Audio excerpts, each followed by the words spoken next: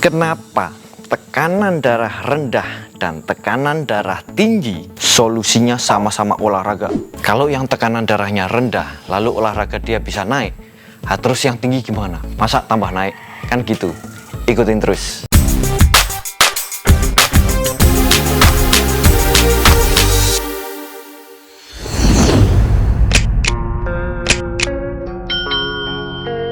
Yang perlu kalian ketahui terlebih dahulu, ini tekanan darah. Kita mulai dari kinerja jantung. Jantung berfungsi untuk memompa darah yang mengandung oksigen dan nutrisi ke semua sel, jaringan, dan organ tubuh. Darah dipompa melalui ventrikel kiri menuju pembuluh darah arteri, hingga terjadinya transfer nutrisi dan oksigen pada jaringan kapiler, dan kembali ke jantung melalui pembuluh darah vena. Pembuluh darah vena mengalirkan darah melalui atrium kanan pada jantung, masuk ke ventrikel kanan, dan dipompakan kembali menuju paru-paru untuk mendapatkan oksigen.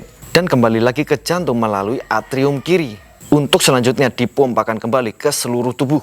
Oke, kinerja jantung oke. Sekarang masuk ke pembuluh darah arteri dan vena. Perbedaan arteri dan vena ini bukan dari warnanya yang biasanya arteri merah dan vena biru. Arteri membawa darah keluar dari jantung dan vena membawa darah masuk ke jantung. Arteri didesain untuk tekanan yang tinggi, sedangkan vena untuk tekanan yang rendah. Arteri memiliki rongga yang polos dan vena memiliki valve atau katup yang dapat mencegah aliran balik. Walaupun keduanya memiliki elastisitas, arteri cenderung lebih kecil daripada vena. Nah, sekarang tekanan darah. Tekanan darah normal ini ada pada kisaran 120/80 mmHg atau milimeter air raksa. 120 ini tekanan tertinggi pada arteri saat jantung berkontraksi. Sedangkan 80 ini adalah tekanan terendah pada arteri saat jantung berrelaksasi. 120 mmHg milimeter air raksa ini dari mana sih? Jadi dulu itu pembuluh darah dimasukkan dihubungkan dengan silinder. Nah, silindernya ini saat mompa, pembuluh darah mompa, di air raksa pada silinder ini naik setinggi 120 mm atau 12 cm, seperti itu, kira-kira seperti itu. Itu kalau air raksa. Bisa juga air. Kalau air jadinya ya water column, mmH2O, seperti itu. Rata-rata tekanan darah yang berada pada pembuluh darah arteri disebut dengan main arterial pressure atau MAP. Orang normal akan berkisar pada 93 mmHg. Umumnya darah akan mengalir hingga 5 liter per menit. Ini yang disebut dengan cardiac output. Pada umumnya masing-masing organ memiliki porsi sendiri-sendiri dari total cardiac output. Otak mendapatkan 15%, jantung 5%, ginjal 20%, usus 25%, otot 20%, dan kulit 5%. Dengan kata lain, umumnya darah yang mengalir pada otot adalah sebanyak 1 liter per menit. Nah, sekarang saat kita berolahraga, otot ini butuh energi, oksigen, dan glukosa.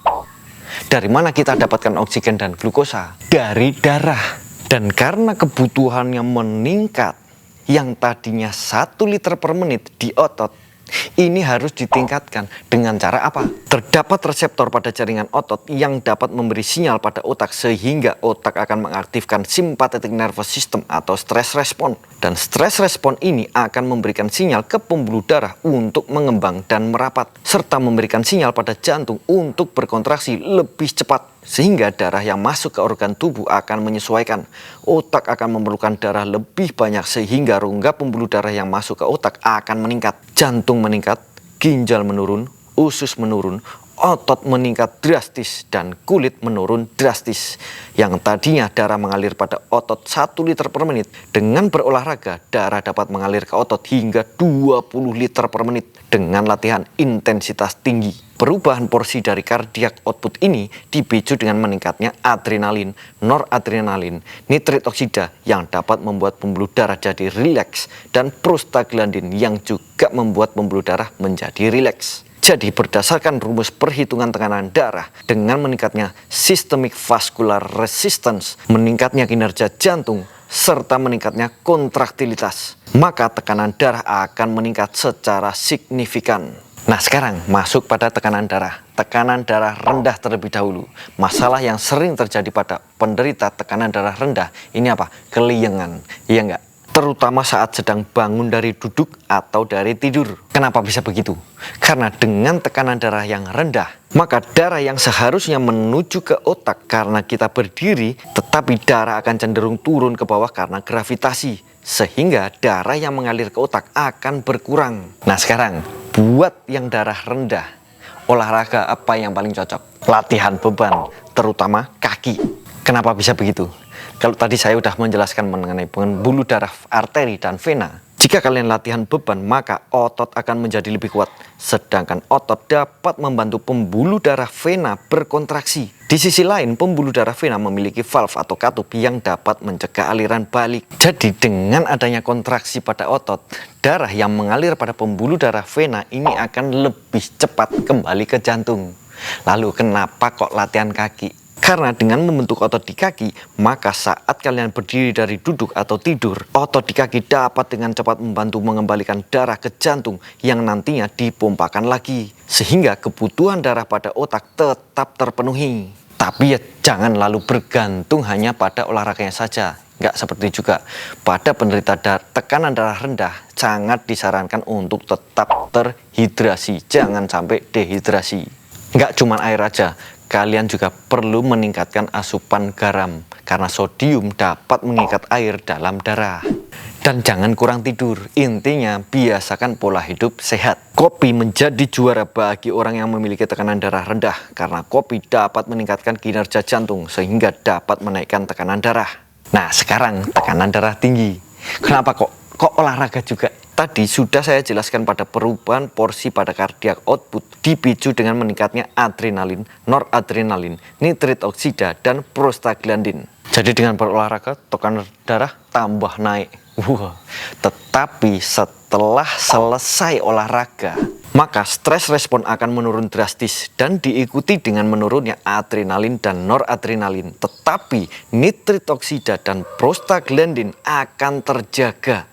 Dan keduanya memberikan perintah pada pembuluh darah untuk rileks. Dengan kata lain, rongga pada pembuluh darah akan menjadi lebih lebar. Dan ini akan menurunkan tekanan darah. Jadi buat yang penderita tekanan darah tinggi, olahraga dengan intensitas yang tinggi ini cenderung akan lebih memberikan keuntungan dengan menurunnya tekanan darah. Olahraga dengan intensitas tinggi yang dimaksud di sini adalah olahraga seperti CrossFit. Latihan seperti CrossFit cenderung memiliki keuntungan terbaik bagi orang darah tinggi. Tetapi keuntungan seperti itu juga bisa didapat dengan olahraga apapun yang dapat melatih fisik. Hanya saja keuntungannya tidak sebesar saat berolahraga seperti CrossFit. Tapi begini, kalau kalian olahraga seperti CrossFit sebulan sekali sama jogging atau lari 2 hari sekali misalkan, ya jelas keuntungannya banyak yang ini. Paham kan di sini? Tapi ingat, pola hidup sehat tetap dijaga. Kebalikan dari darah rendah, jangan konsumsi garam berlebih. Maka dari itu, baik darah rendah ataupun darah tinggi, olahraga ini sangat bagus. Tidak ada ruginya sama sekali. Olahraga bukan terus menaikkan darah rendah atau menurunkan darah tinggi. Olahraga meregulasi tekanan darah kita. Seperti itu. Oke? Semoga bermanfaat. Sekian dari saya. Jika dirasa bermanfaat, jangan lupa di like, subscribe juga, biar nggak ketinggalan tips-tips, informasi-informasi bermanfaat lainnya. Tetap semangat. Sampai ketemu lagi. Buat kalian yang belum gabung di sini. Workout bareng Indonesia, komunitas latihan rumahan, fitness, gym, dan calisthenics, grup yang paling cocok untuk menemani perkembangan otot kalian. Tempat kalian belajar, tempat kalian diskusi, tempat kalian berekspresi. Jika kalian memiliki pertanyaan seputar kebugaran, kalian bisa tanyakan di grup ini. Pasti ada yang jawab. Kalau enggak ya saya yang jawab. Tapi kalau saya yang jawab mungkin agak telat. Jadi ya harapan lu. Oke, sampai ketemu lagi.